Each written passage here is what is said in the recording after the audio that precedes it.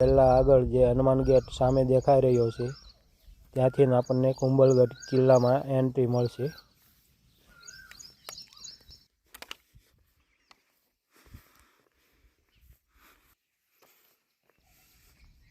તો ફ્રેન્ડ, આ ગેટને હનુમાન પોલ કહેવામાં આવે છે. આ ગેટમાં હનુમાન દાદાની મોટી જબરી મૂર્તિ છે ગેટની બહાર. તો આ ગેટને હનુમાન પોલ કહેવાય છે.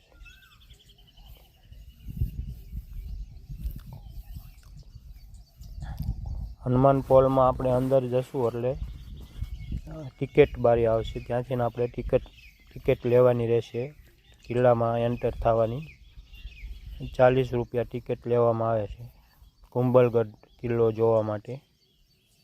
તો ફ્રેન્ડ, આવો છે હનુમાન પોલ. જોવો, હનુમાન દાદા પોલની એકદમ દરવાજાની બાજુમાં જ એમને બેસાડવામાં આવ્યા છે. ઝાપાના હનુમાન, આપણે ગુજરાતીમાં કહીએ ને, ઝાપે, ગામના ઝાપે હનુમાન હોય એમ. આ ગેટની બાજુમાં એકદમ હનુમાન દાદા બેસાડવામાં આવ્યા છે. તો ચાલો આપણે હવે હનુમાન દાદાના દર્શન કરીએ અને કિલ્લામાં પ્રવેશ કરીએ હનુમાન પોલથી. આ પહેલો ગેટ છે. જય બજરંગબલી, જય હનુમાન દાદા.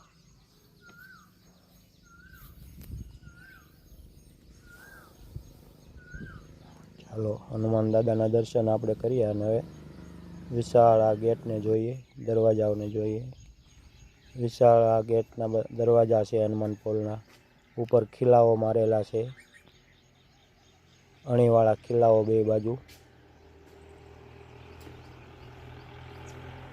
આ બધા જે રાજસ્થાની જે મહારાણા પ્રતાપના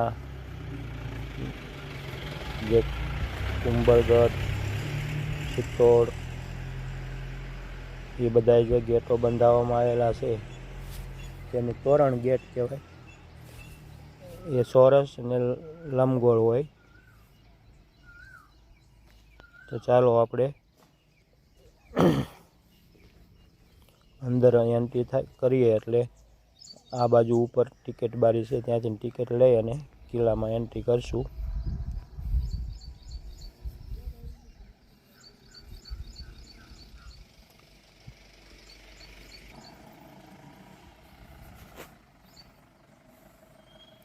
બધી ગાડીઓ પણ અહીંયા જ પાર્ક કરવામાં આવે છે. જે ગાડીઓ લઈને લોકો આવે છે તેને પણ અહીંયા સાઈડમાં પાર્ક કરવામાં આવે છે.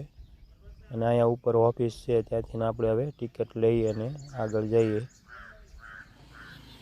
આ લોકો બધા આવે તે બધાને અહીંયા જ ઉતારવામાં આવે છે. જીપ્સી કોઈ બાંધીને આવે છે. તો આ કુંભલગઢ દુર્ગ છે ફ્રેન્ડ. કિલ્લાઓને દુર્ગ કહેવામાં કેમ આવે? અમુક કિલ્લાઓને દુર્ગ કહેવામાં આવે છે. તેમાંનો આ એક કિલ્લો છે કુંભલગઢ દુર્ગ. જેમ આપણે દેવલોક હોય, ઇન્દ્રલોક હોય, તેમ જે ધરતી માથે મહાન રાજાઓ રાજ કરતા હોય જે કિલ્લાઓ હોય તેને દુર્ગ કહેવામાં આવે છે. કિલ્લાઓ જે મહાન હોય તેને. એમ આપણે કોઈ ઇન્દ્ર રાજા રહેતા હોય તો એમ કહીએ કે ઇન્દ્રલોક. દેવતાઓ રહેતા હોય એને એમ કહીએ કે દેવલોક. તેમાં કુંભલગઢ દુર્ગ. આપણે ટિકિટ લઈ લીધી અને હવે આપણે કિલ્લામાં એન્ટર થઈ ગયા. તેમાં કુંભલગઢને એક દુર્ગ કહેવામાં આવે છે. એવા દુર્ગ કિલ્લાઓ ઓછા જ હોય છે. આપણે ભારતમાં એવા ઓછા કિલ્લા છે જેની પાછળ દુર્ગ લાગતું હોય. તો આ કુંભલગઢનો કિલ્લો એવો છે કે એની પાછળ દુર્ગ લાગે. કુંભલગઢ દુર્ગ એમ. દેવતાઓના રહેતા હોય એને દેવલોક કહેવાય. એમ ઇન્દ્ર રહેતા હોય એને ઇન્દ્રલોક કહેવાય. એમ મહાન કોઈ રાજા ધરતી માથે રાજ કરતા હોય, કોઈ કિલ્લો હોય તેને દુર્ગ કહેવામાં આવે છે. આ ભૈરવનાથજી છે. જે આ કિલ્લો બાંધવામાં આવતો હતો ત્યારે વારંવાર પડી જતો. તો ભૈરવનાથના કહેવાથી એમને અહીંયા તેમનો જીવ આપ્યો અને પછી આ કિલ્લો ચણવામાં પડતો નહીં. નકર તો જ્યારે કામ શરૂ કરે તે એક દિવાલ પડી જતી હતી, મેન દિવાલ. તો ભૈરવનાથે કીધું કે આપણે અહીંયા નરબલી દેવી પડશે. તો કોઈ તૈયાર નહોતું. તો ભૈરવનાથે પોતાની બલિ આપી અને આ કિલ્લાનું જે દિવાલ પડી જતી હતી પડતા અટકાવી નરબલી દેવી પડી હતી આ કિલ્લો બંધાવતી વખતે.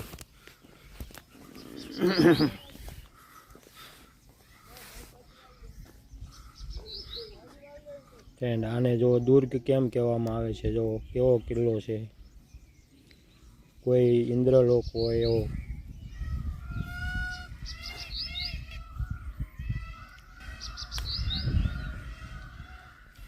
ફ્રેન્ડ, અહીંથી ઉપર હવા મહેલ અને મહારાણા પ્રતાપનો જન્મસ્થળ એ બધું હવે આગળ છે. તો આપણે હવે આગળ તે જોશું.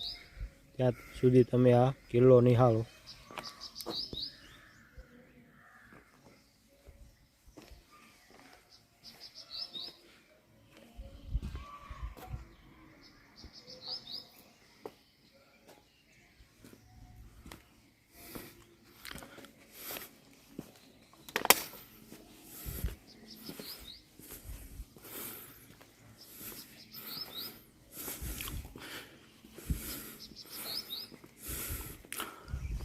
ફ્રેન્ડ, આ બધા જે ગેટ છે કિલ્લામાં, દરવાજા આપણે હિન્દુ સભ્યતા પ્રમાણે બાંધવામાં આવેલા છે અને તોરણ ગેટ કહેવાય. આપણે હિન્દુ સભ્યતા પ્રમાણે જે દરવાજા બનાવવામાં આવ્યા હોય તેની.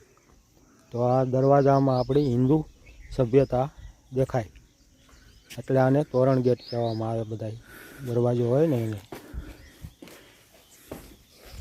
કિલ્લામાં ઉપર આવતા આવતા આપણે થોડોક હાંફ પણ ચડી ગયો. આપણે હાંફીએ છીએ તો આપણો હાંફવાનો અવાજ પણ ફ્રેન્ડ આવતો હશે. બહુ થાકાઈ ગયું છે અહીં આવતા આવતા. ફ્રેન્ડ, સામે જે દેખાય તે કુંભા મહેલ છે, ઉપર ટોચ ઉપર, જ્યાં રાણા કુંભા રહેતા હતા. જે કુંભલગઢ કિલ્લો જેને બનાવ્યો હતો તે. તો ચાલો આપણે હવે કુંભા મહેલ તરફ જઈએ, હવા મહેલ તરફ, અને મહારાણા પ્રતાપનો જન્મ થયો હતો ત્યાં. અને તોપખાનું પણ અહીંયા પણ છે, મ્યુઝિયમ નાનું એવું. તો ફ્રેન્ડ, સામે જે ઉપર દેખાય તે કુંભા મહેલ છે, જેને કુંભલગઢ બનાવ્યો હતો. રાણા કુંભા તે જગ્યા ઉપર રહેતા હતા. તેથી ઉપર આગળ જશું એટલે હવા મહેલ ને એવું આવશે. મહારાણા પ્રતાપનો જન્મ થયો હતો તે, તોપખાનું, એવું બધું જે આપણે મ્યુઝિયમ તે બધું બાકી છે. ફ્રેન્ડ, કેવો સુંદર કિલ્લો છે તમે જુઓ. ચારે બાજુ કિલ્લાની સુંદરતા આપણે જોઈ રહ્યા છીએ કે કેવી છે. તો એક આ અતિ પ્રાચીન અને આપણી ભારતીય સંસ્કૃતિ સભ્યતાને દર્શાવતો કિલ્લો છે. અને આપણી ભવ્ય પરંપરાને આ કિલ્લો દર્શાવી રહ્યો છે કે કેવી આપણી ભવ્ય પરંપરા હતી.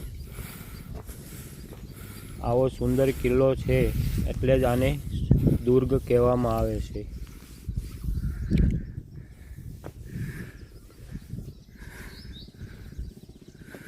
તો આપણે ધીરે ધીરે હવે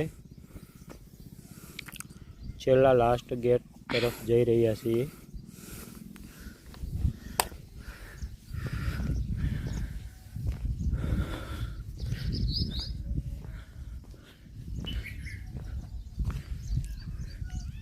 ચારો બાજુથી આ ડુંગરોથી ઘેરાણેલો કિલ્લો છે. ડુંગરા વચાળે છે, ડુંગર માથે પણ છે, અને આ ડુંગરની આજુબાજુમાં મોટા મોટા પહાડો, ડુંગરાઓ આવેલા છે.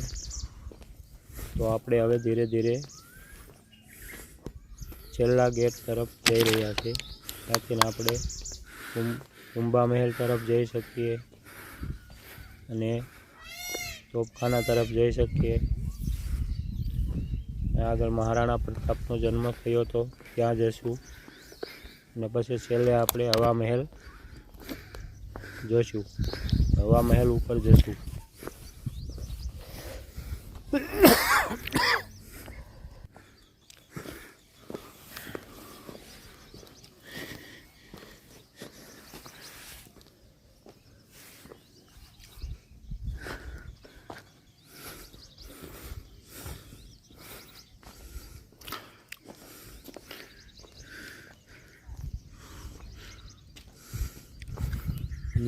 જુઓ તમે આખા કિલ્લાનો નજારો જુઓ, કેવો દેખાય છે કિલ્લો, અને એકદમ ચોખ્ખો કિલ્લો છે.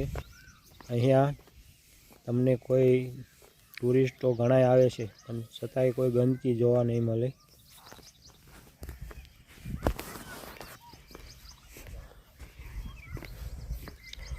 તો હવે આપણે છેલ્લા ગેટ તરફ જઈ રહ્યા છીએ.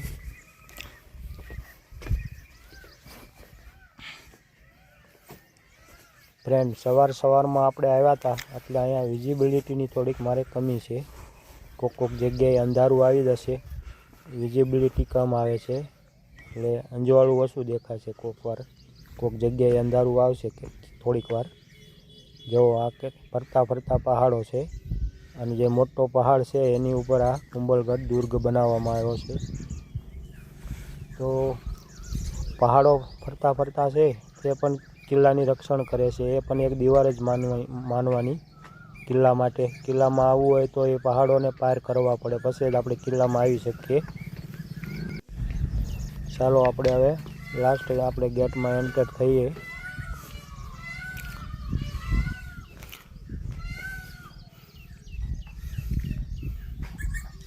આ બાજુ આ તોપખાનું છે ફ્રેન્ડ. તો આપણે પહેલાં તોપખાના તરફ જઈએ અને તોપખાનું જોઈએ, જ્યાં તોપો રાખવામાં આવી છે તે.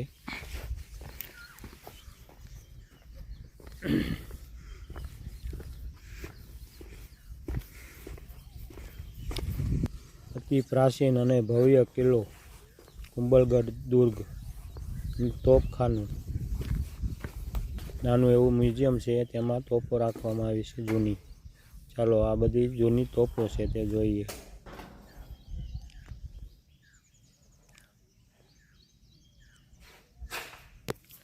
આવા હથિયારો જો રાણાઓ પાસે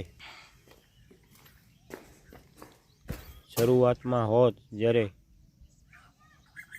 ઇસ્લામિક આક્રમણ ભારત ઉપર થઈ રહ્યા હતા, ત્યારે શરૂઆતમાં વહેલા થઈ રહ્યા હતા, ત્યારે આવા હથિયારો બધાય હોત તોપખાનું, તો ભારતને અત્યારે જે બધી પરિસ્થિતિના સામનો કરવો પડે છે તે ના કરવો પડ્યો હોત.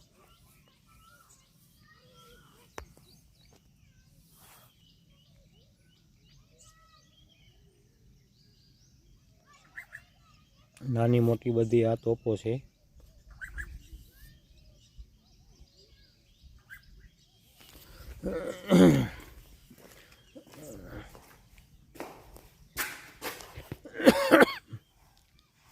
આ પણ એક તોપ છે, અને ઉપર ભીત ચિત્ર છે. તેમાં પણ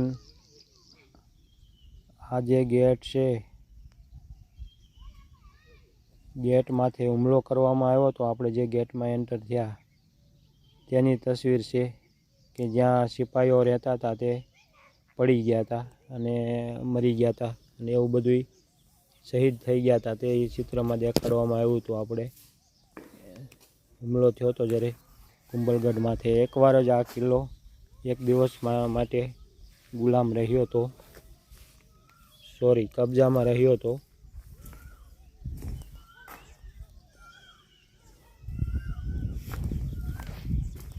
પછી કિલ્લામાંથી કોઈ જીતી શક્યું નહોતું.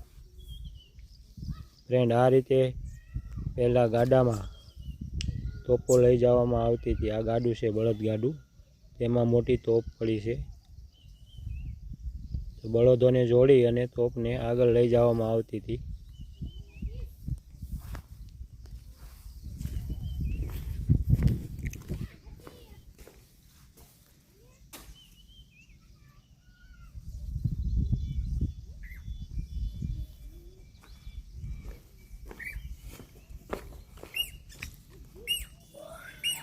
ચાલો હવે આપણે કુંભા મહેલ જોઈએ. આ બધો કુંભા મહેલ છે જ્યાં રાણા કુંભા રહેતા હતા, જેને આ કુંભલગઢ બનાવ્યું છે. તો આ કુંભા મહેલ છે. આપણે હવે કુંભા મહેલમાં આવી ગયા છીએ.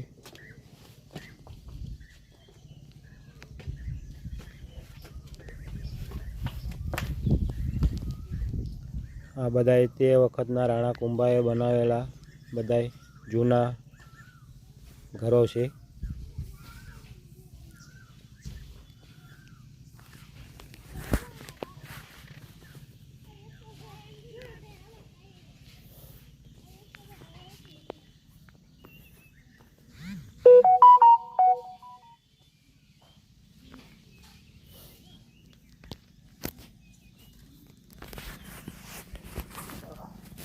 આ જે બધા બનાવેલા મકાનો છે એ કુંભલગઢ કિલ્લાના અતિ પ્રાચીન મકાનો છે બધા. અહીંથી પણ જોઈ લો તમે કુંભલગઢ કિલ્લાનો કેવો વ્યૂ આવે છે તે. ફરતા પહાડો અને ડુંગરોથી ઘેરાણેલો કુંભલગઢ કિલ્લો.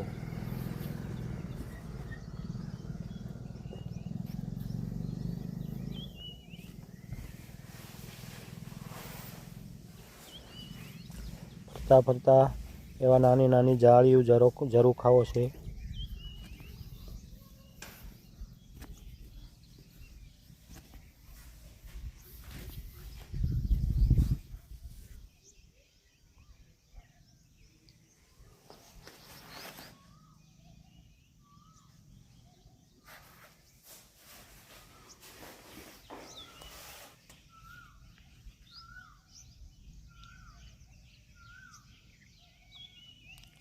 આપણે કુંભા મહેલ જોઈ રહ્યા છીએ કુંભલગઢ કિલ્લામાં.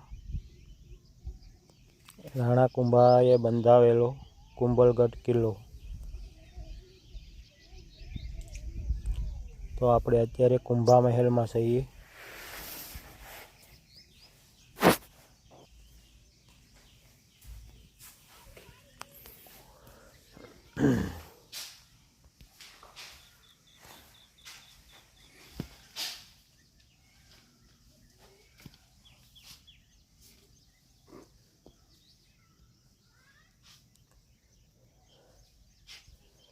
સાસો ઇતિહાસનો જાણકાર બધું જાણતો હશે, એને બધી ખબર હશે. આપણને તો જેટલી આવડે છે, જેટલી ખબર છે તેવું આપણે આ વિડીયોમાં આપણે જાણકારી દઈએ છીએ. તો કોઈ શબ્દોમાં ફેર પડે, કોઈ બોલવામાં ફેર પડે તો સોરી, બધાય ચલાવી લેજો. કોઈ આપણે આ કિલ્લા વિશે કોઈ બોલવાનો આપણે કાંઈ હેતુ હોય નહીં. બીજો આપણે સારું જ બોલવાનું હોય, કારણ કે આ કિલ્લો છે તે અતિ પ્રાચીન અને આપણે ભારતનું ઊંચું આપણું જે ભારતનું ગૌરવશાળી છે, ગૌરવ રાખવાવાળું આ કિલ્લો. અહીંયા કાનકડિયાઓ છે ફ્રેન્ડ, કેટલાય આ કિલ્લામાં જો સામે જે દેખાને બધાય કાનકડિયાઓ છે. હજારો કાનકડિયાઓ કિલ્લાઓમાં અંદર છે, રૂમમાં જો આમાં ઉડી રહ્યા છે.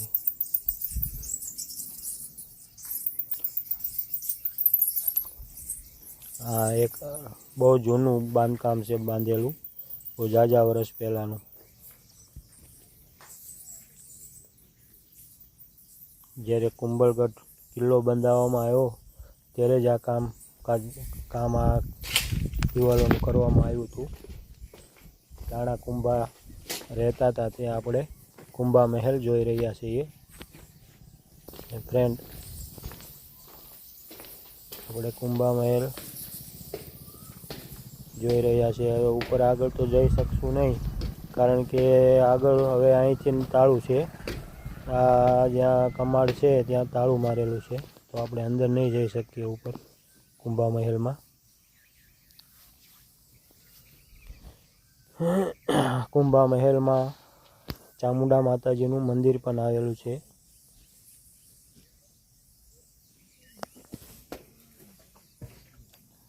અહીંયા જો લોક છે.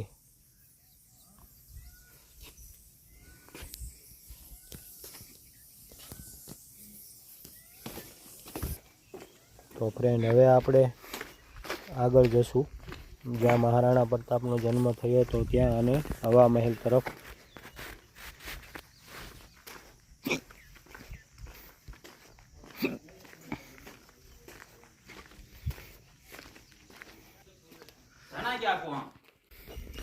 તો ફ્રેન્ડ આ જગ્યાએ મહારાણા પ્રતાપનો જન્મ થયો હતો. આપણે હવા મહેલ ઉપર આવી ગયા છીએ અને આપણે એ જગ્યા હું તમને દેખાડું જ્યાં મહારાણા પ્રતાપ આપણે ભારતના મહાન યોદ્ધા રાજપૂત જેનો જન્મ આ જગ્યા ઉપર સામે થયો હતો. અને આપણે આ હવા મહેલ ઉપર છીએ, કિલ્લાની સૌથી ઊંચી જગ્યા ઉપર. અહીંથી આજુબાજુના બધા પહાડો પણ નાના નાના લાગશે.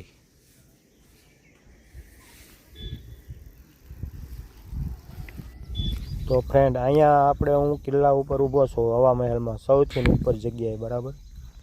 અહીંથી તમે હેઠે જોઈએ આપણે તો આપણને બીક લાગે એટલું નીચે આમ ઊંડું બધું છે. અને આપણને 30-40 કિલોમીટરની ઝડપે અહીંયા પવન પણ સામે ભટકાઈ રહ્યો છે, એટલે ફૂલ હવા પવન આવી રહ્યો છે. તો આને હવા મહેલ એમાં કહેવામાં આવે છે, સૌથી ઉપરનો ભાગ છે કિલ્લાનો એને. તો ફ્રેન્ડ હવે આપણે આ વિડીયો અહીંયા એન્ડ કરીએ છીએ અને તમે જુઓ હવાના અવાજ કેવો આવે છે. તો આપણે વિડીયો અહીંયા પૂરો કરીએ છીએ. જય માતાજી.